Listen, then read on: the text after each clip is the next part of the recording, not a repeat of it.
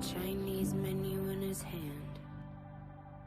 The views and opinions expressed in this podcast do not necessarily reflect the view of Wolfpack Research or any of its officers. The views and opinions expressed by guests are their own, and their appearance on this program does not imply an endorsement of them or any entity they represent. We are not investment advisors. We hold no registrations with the SEC, FINRA, or any other regulatory agency, and none of the opinions expressed on this podcast should be considered investment advice. The listener should assume that we have positions in and stand to benefit from any stock or other security mentioned on this podcast. Do your own research before making investment decisions.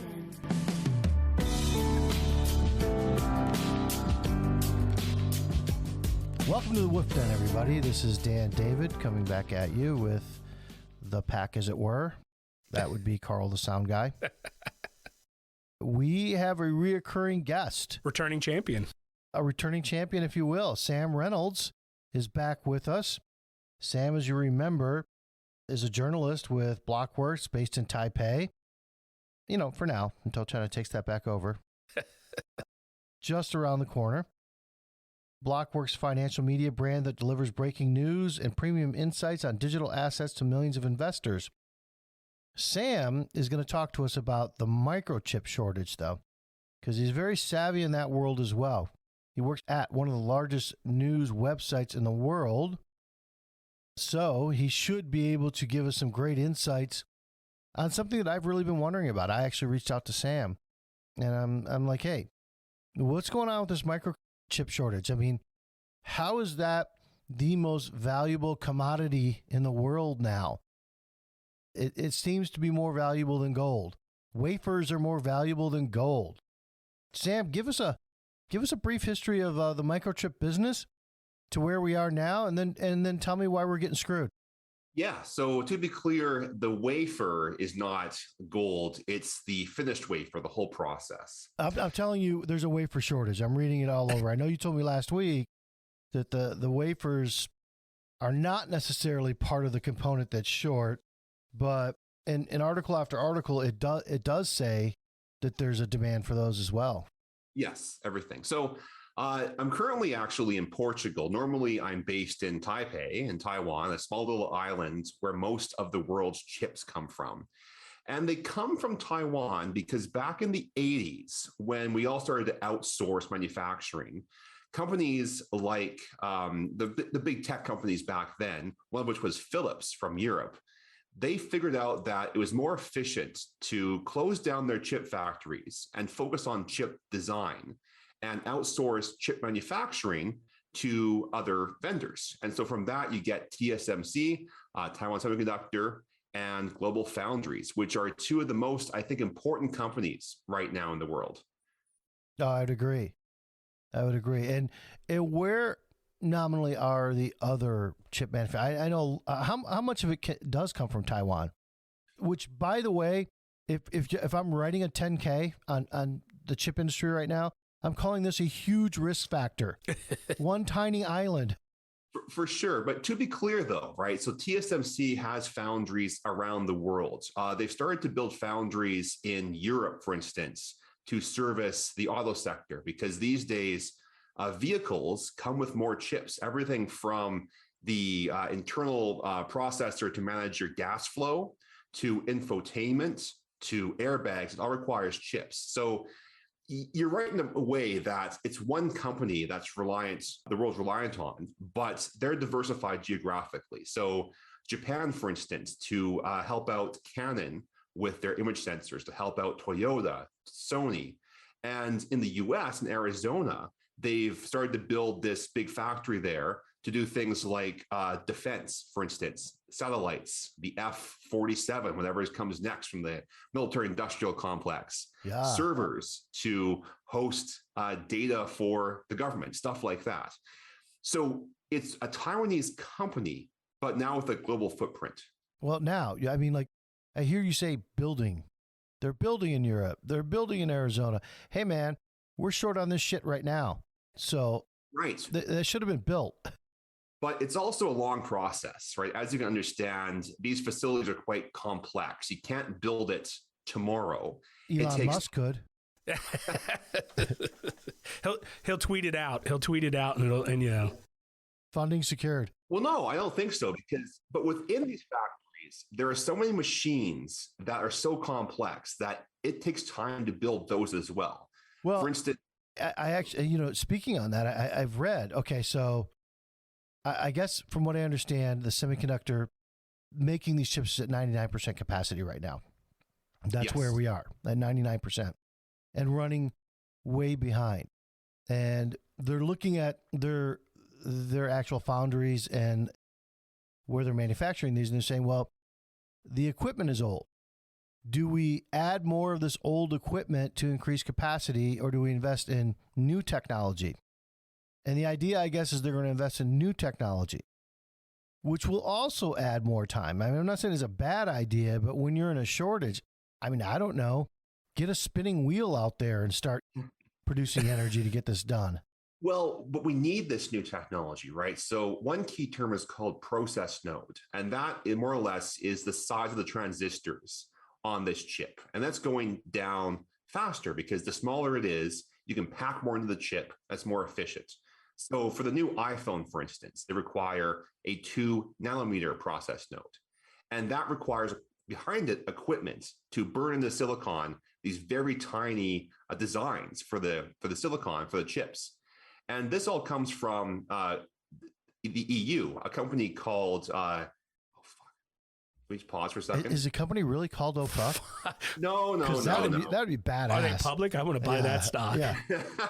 I actually crashed a company, Fab Universal, back in 2014, and their ticker symbol was FU. No kidding. I swear. Rewind. So with the process node, that is the step to get these chips more efficient, right? So the iPhone, for instance, requires a 2 nanometer process node. Yeah. And this requires behind it all these equipments to make these very fine designs. So one is called ASML, and that is in Holland. And these are the guys that make the equipment to burn into the wafers these very fine designs. Now, you might wonder, why isn't China big into chips? Like, of course, they have the demand, they have the brain power. That's the only thing they're behind on.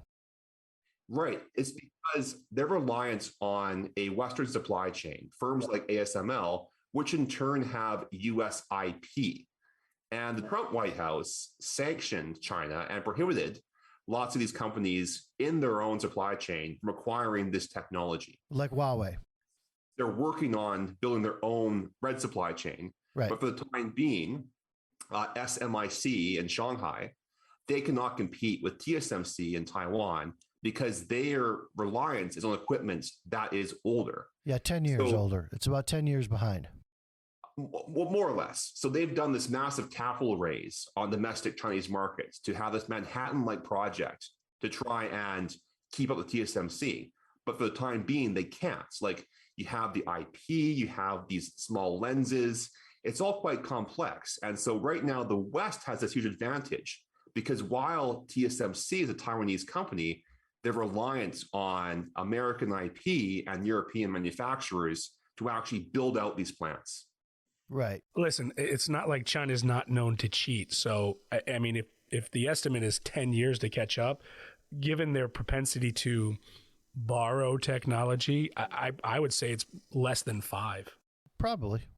Yes. So actually, for a prior job, I worked at IDC, a market research firm covering PCs and chips. And we'd have to go to TSMC to present sometimes our research. And to get into TSMC, it's like Fort Knox. Like, your laptop is locked down, right? Everything is closed off on there. You are searched, right? You can't bring in a bag. Yeah, just bring in your laptop in your hands like that. So they're well aware of the intensity of the IP theft from China. And trust me, like, these companies are locked down and secure. That being said, though, you're right, Carl, like, this is an industry that is based on IP, and that's something that China can steal quite well. Well, they could just take the island too. Well, let's see about that. Well, I mean, I know you and I disagree over that, and you should. You're in Taipei. I mean, Sam, one of the other things too that I was looking through this, the efficiency. I mean, it's older tech making it, but it's 300 steps just to make the wafers. It's like a 40% waste in making the wafers. And then it's 1,000 steps to make the chip afterwards. It just seems like it's such a long process that I don't see why they haven't been all over trying to advance this before. I think they are. That's why they're developing the new equipment. Well, they have, right? Like this process, while quite complex, has been commodified. So it's not for them hard to do, but realize that these are incredibly complex facilities that require machines from around the world, that require, power hookups, water hookups, all that kind of stuff. There is some dumb shit on Twitter named Huntsman who claims to be this analyst for supply chain. And he claimed that TSMC is moving their fabs from Taiwan to the US entirely, which is impossible because just the infrastructure alone in these buildings can't be moved. It's so complex. And TSMC is because you have what you see in the machines, and behind that is this very complex ecosystem of stuff. And they're building out in Taiwan new facilities, lots of them, because demand is so high. But the problem is Taiwan doesn't have much water and power. Like they have this president. Well, they're surrounded by water, last I heard. Right, but that's salt water. You need fresh water for this. Okay. And you can't desalinate without lots of power. And so the current government has shut down the nuclear power plant that was supposed to be online by now. Dumb. Which is not very smart if you're an island that is surrounded by an unfriendly neighbor and you have a very power intensive industry as well. So they want to diversify geographically just because of the lack of resources on the island as well. So that's another key thing to look at. Yeah, that was really Japan's problem in the 30s and 40s. They were always going to be an island. Yeah, and then what happened? Right. Yeah. Mineral resource poor.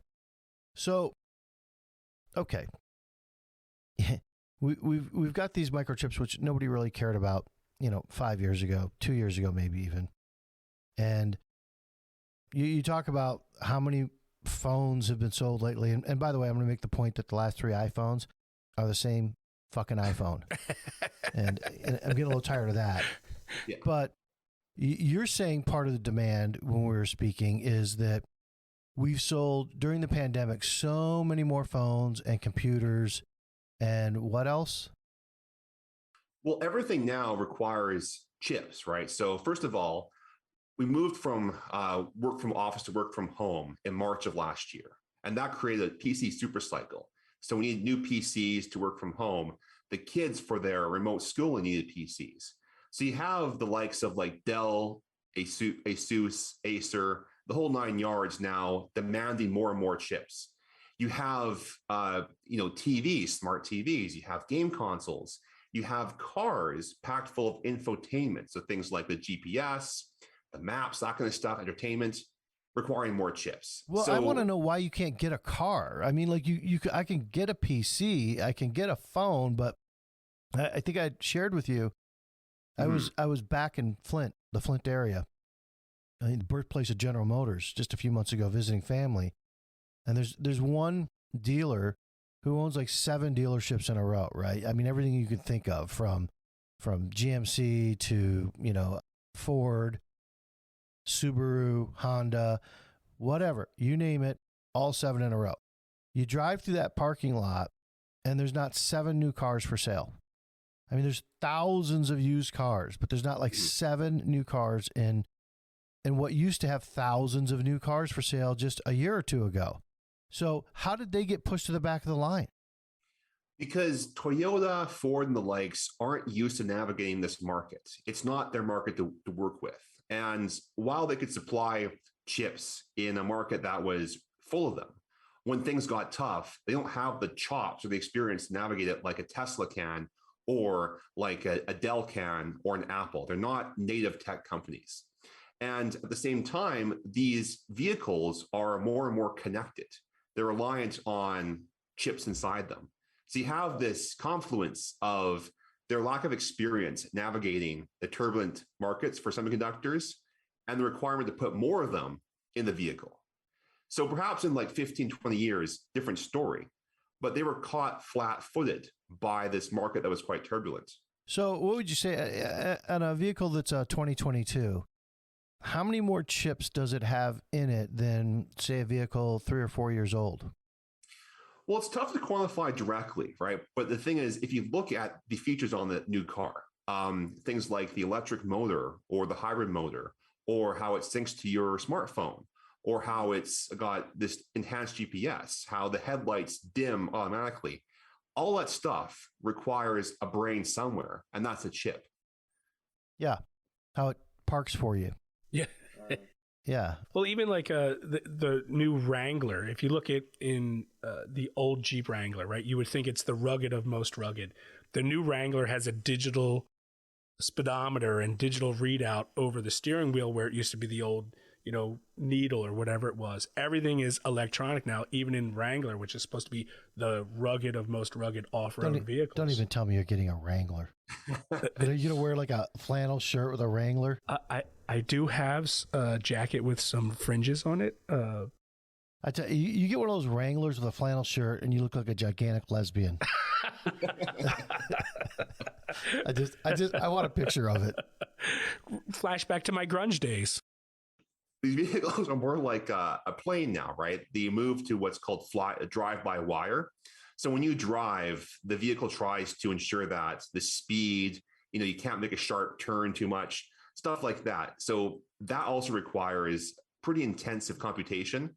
And so that, has more chips in it. Yeah, no, I mean, I get that.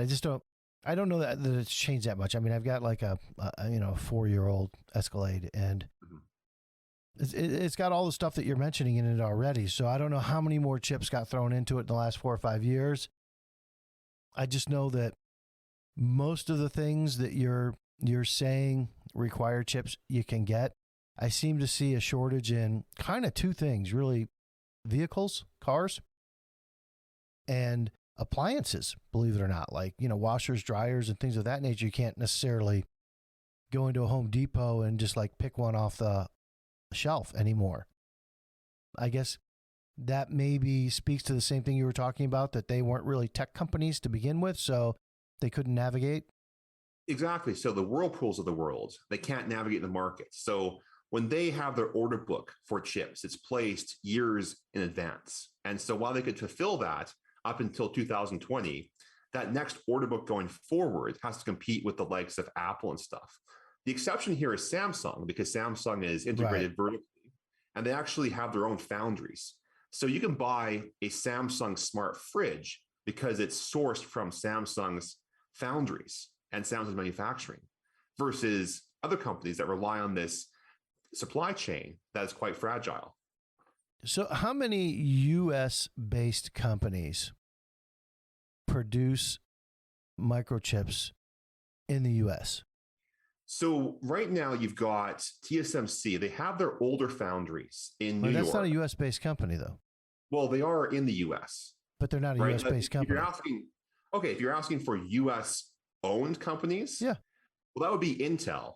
So Intel, their new CEO, has pushed towards being agnostic with their chip and foundry. They were always proprietary. They would not sell to anything that wasn't Intel. Correct. So until recently, Intel's foundries were for Intel itself, but they've realized that there's a business now in having this pure play foundry that's open and agnostic to the customers. So AMD, for instance, they rely on the likes of Global Foundries, TSMC, to make their chips. Intel is all in-house, but Intel's realized it's a big business now. And so they've opened this Arizona facility to build out chips in the US. And Arizona has really bankrolled these guys with some massive tax credits for salaries, for payroll tax, to open up shop in state and start making these facilities. Well, China's doing the same thing. Of course. Yeah, you have to do that because that's the nature of capitalism these days. Right. The state has to play a role in this. It's a dirty business, but it's reality. Is this, how long do you see this? I mean, what's the future? Tell us about the future. Where do you think this goes? Yeah, there's not really a clear indication of when the supply chain, gets more eased up, right? So the forecasts I've seen show that the next 2 years and 3 years still look a lot like this year. Oh, That's wow. It's going to be quite difficult to source things. That's partially because of the lack of fab space, because of the competition there. and also because of supply chains. Like if you look at right now, all these container ships are stuck outside ports. You have to air freight stuff, and there aren't enough pilots because they got laid off when COVID hit. So I blame Pete Buttigieg. Yeah. Well, listen, President Biden said the other day that whether you have a law school degree or you're just a blue collar guy, you don't know what supply chain means. So that's probably the first thing I agree with in a long time there, right? Yeah. I mean, supply chain can mean a lot of different things to a lot of different industries, but, we do know what it means when we see hundreds, if not thousands of tankers just, anchored outside of, call it Los Angeles or on the East Coast in New York and elsewhere. It seems like, I mean, what's the issue there? I mean, what are you hearing with that, Sam? Why can't we get these containers off ships? Well, it's a labor shortage because you have to pay people at the ports to move these things off the ships. And I had no idea that longshoremen made minimum wage. Last I heard, they were making in the mid six figures, or right. 150, 200 grand a year. Yeah. Well, still though, just to get a person into that role is tough because there are other jobs, out there as well. And the other thing is you have these unions that protect the longshoremen and protect these ports, right? So the idea is that they're heavily to the T organized, and it's tough to get people in the role because of the big union guys up in New York, the big mafiosos. Wow. Not saying that I think we got an anti-union guy here. Right. Yeah. Created the trade of longshoremen, but there is that. Some of my friends from Flint are going to come visit you. Where'd you say you were? Portugal? For now. We'll back on the road in a few days. So, it's based on our, in a way you're saying it's based on our system. Our system has been taken advantage of here, right? Where almost everything, nothing's streamlined. It takes forever to, it's like people like the reason they're moving out of California. You can't get an approval to build something for years and years and years. I think it was Bill Maher that said he bought the solar. Yeah, it took him over 5 years to get it put in. Yeah, because of approvals. Sure, but that being said, though, like Arizona's worked really quickly to get stuff going there, right? They've worked hard to get things approved, but the fact is, it's so complicated to build these facilities. It's going to take time. It takes a lot of time to get these, broken ground and built. Now you say Intel's facility in Arizona is already built. They're working on it. It's already built. It'll be done before TSMC, right? But it's still a year away. Okay, so it's not producing. Not yet, no. Okay, yeah. Well, I guess the shortage continues. What does the average person who's looking to make long-term purchases start to think in terms of the next 6 months to a year?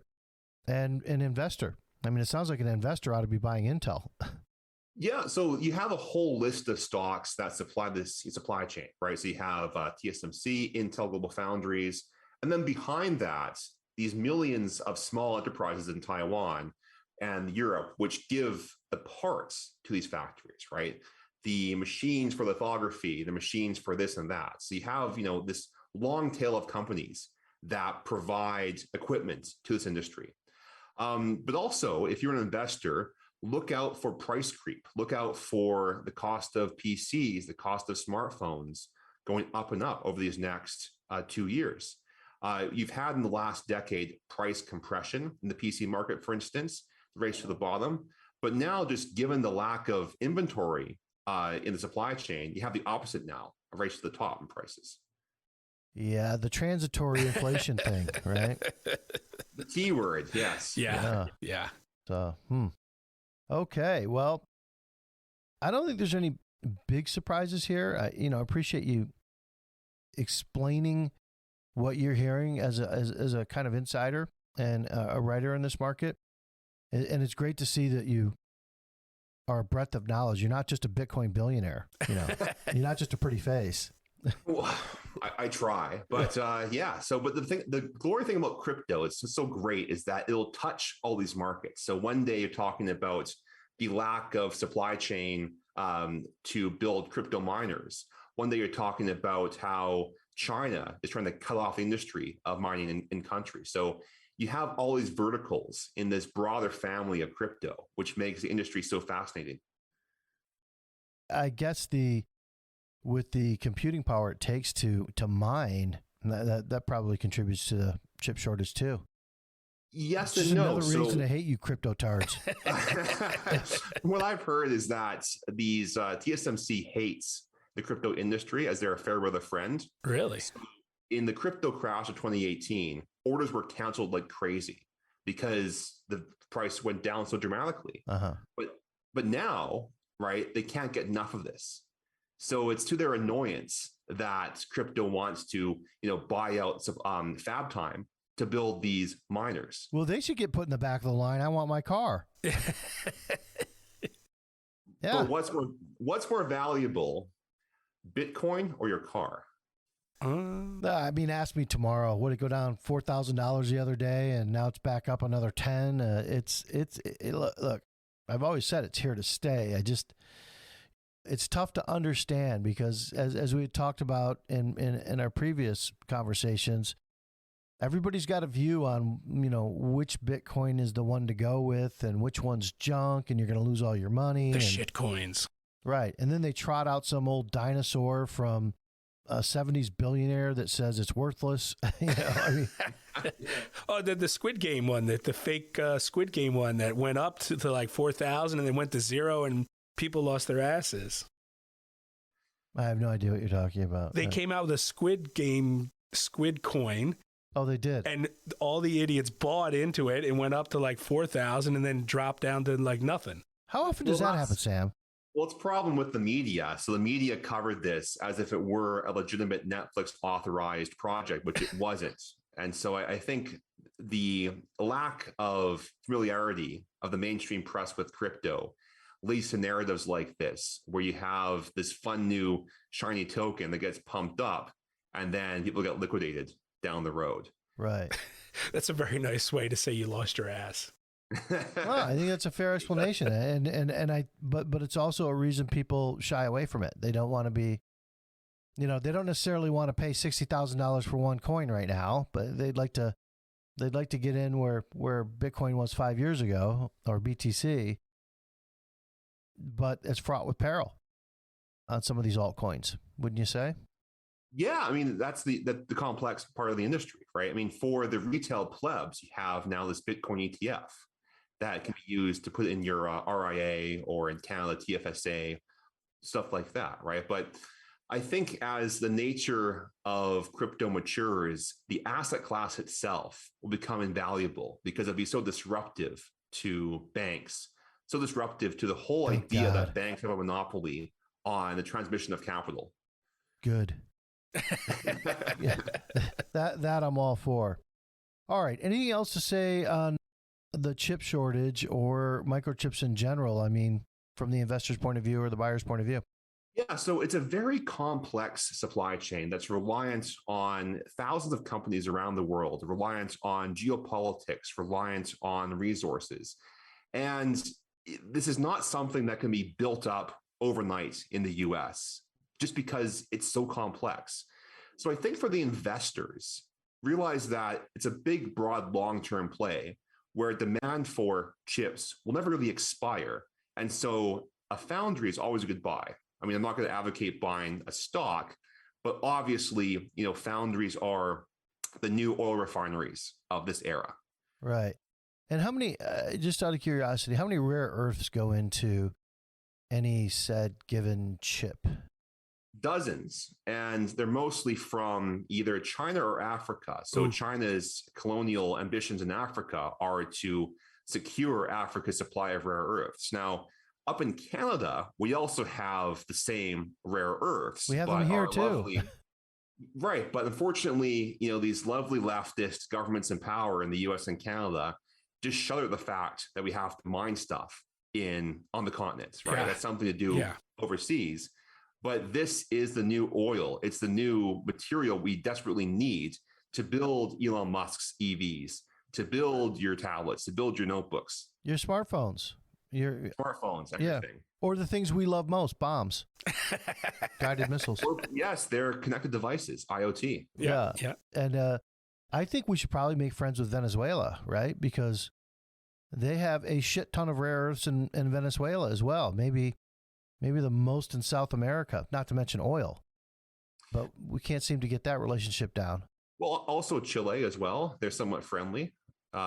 It's a great inflation play. Rare earths typically, are what to hold when the dollar goes to shit. Right. And our issue we have rare earths in our backyard. Most people, whether they know it or not, one or two anyway. But it's not as if you can pick it up and it's worth something. It's the mining and refining of it that is not only difficult, but toxic. And what do you do with that toxin? Well, it was toxic. If you do it cheaply, it's toxic. But I think they've got a really bad rap that's unfair because these modern mining companies are so conscientious of the environment. Which one would that be? Yeah. Well, okay. Don't open that barrel. Don't open that barrel over there. You didn't see that. Yeah. Tough audience, I take it. Well, I'm just wondering what mining company is other than following a regulation to the gray line, which one is so environmentally conscious? Well, Tech Kaminko from Vancouver, I think, really tries to do well in that regards, right? I hate the term ESG. It's a dumb term. It's fake. But they are conscientious of the fact that we can't destroy the earth to get out these minerals.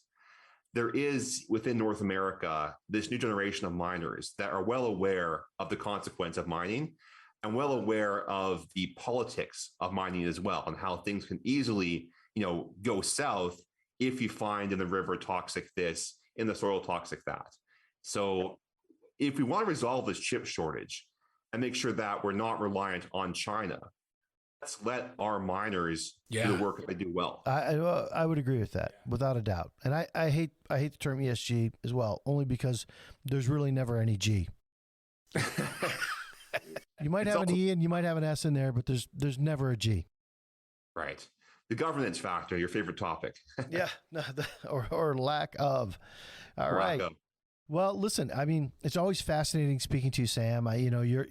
You're a resource. I suggest people follow Sam wherever they can in his missives when he's writing, or on Twitter, or how can they contact you and follow you, Sam? Tell them. Yeah, so Twitter at the Sam Reynolds. And so I'll actually be in London next week for a Blockworks Summit. So if you're in London, come out and say hi. If you're a mafioso attached to longshoremen, if you're a union boss, don't say hi. Oh, you'll never see that coming, pal. You can't pack heat in the UK, unfortunately, but it's what it is. Yeah. Well, when you coming stateside again? Because we can, apparently. Yeah. So great question. Soon, Q1 next year, we'll get some beers in Philly, Dan. Yeah. No. This time, I'm going to have you visit my hometown in Flint. Okay. Cool. I will show you what a thug really looks like. You'll love it. What have I done? My God. All right. Sam Reynolds, always a great guest. I think he is our returning champion. He'll return again on a variety of issues because he's just so informed. Thanks for joining us, Sam. If you like what you heard, please give us a like, give us a retweet. If you don't like it, well, then you don't really know what supply chain is anyway. All right. Thanks, everybody. And to our listeners, thanks for listening. If you like what you heard, leave us a comment, give us a retweet, follow us on Twitter. Thanks for joining us.